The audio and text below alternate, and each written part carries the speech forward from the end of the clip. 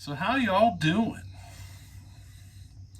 So today I'm working on a Super XL-Auto and I'm porting it, but I'm going to try to push it further than I've done ever before. Typically I would set these at about 103 on the exhaust. I'm going to try to take this one to 101.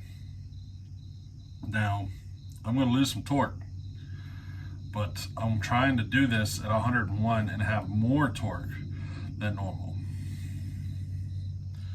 This is, this might be a bit of a challenge, if you know what I mean. And I'm sitting at 62 thousandths of squish without the base gasket, and I'm going to try to do it at that. Well, at first. So what I'm going to do is I'm going to set the exhaust at 101, and I'm going to leave the base sitting where it is, or I'm going to leave my squish sitting where it is, and see what happens.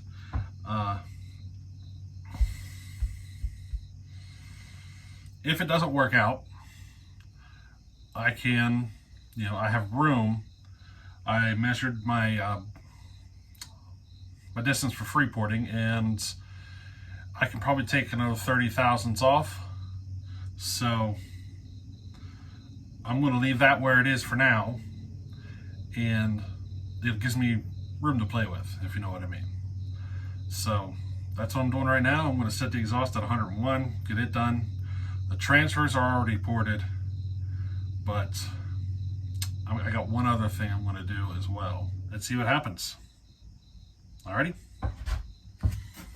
Maybe you'd like to see what I'm doing. Huh.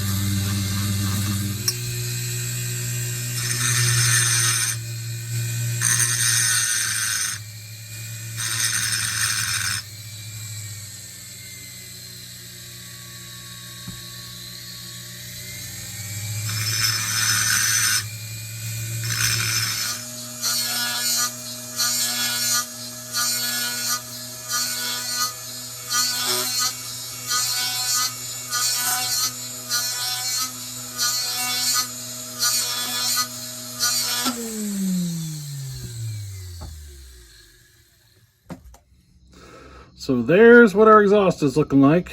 You can see I changed the profile since I was raising it so far.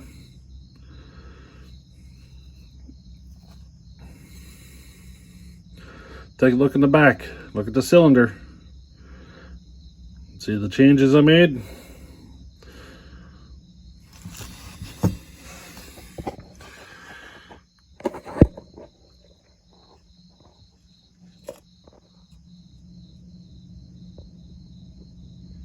It's hard to tell.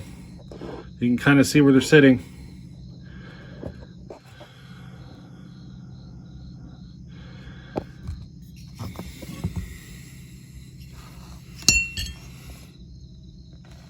That's what she looks like. We're going to give it a try and see what happens. I was thinking about dragging it out of the transfer, but I decided why not just run it all the way to the bottom, pull it from the crankcase, Now the position of them, I just got them sitting there to keep them out of the way of the wrist pin and the indicator and the rings, the indicator pin.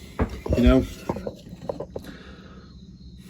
I would have put them a little bit closer together, but I didn't want the indicator pin, you know, riding right up in the middle of them. So I kind of moved them off to the side a little bit. Usually Homelites have the indicator pin right smack in the center there, but I'm not using a Homelite piston, so, you know, it's a little bit different.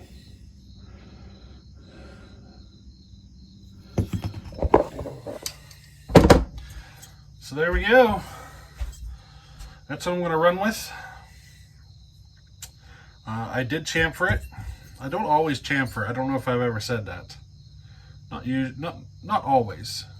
Sometimes the hone is enough that I don't chamfer it, but I didn't hone it. Well, I kind of showed you what I did. I just used the flap disc, and it just basically cleans it up a little.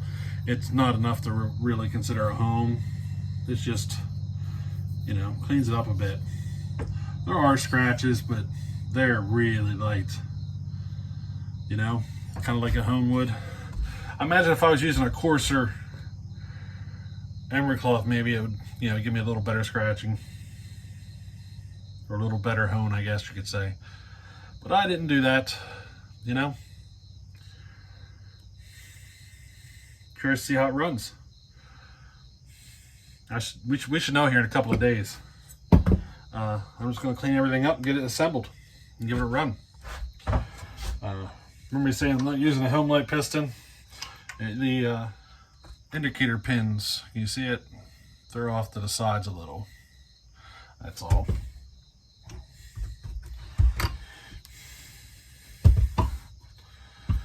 But that's it.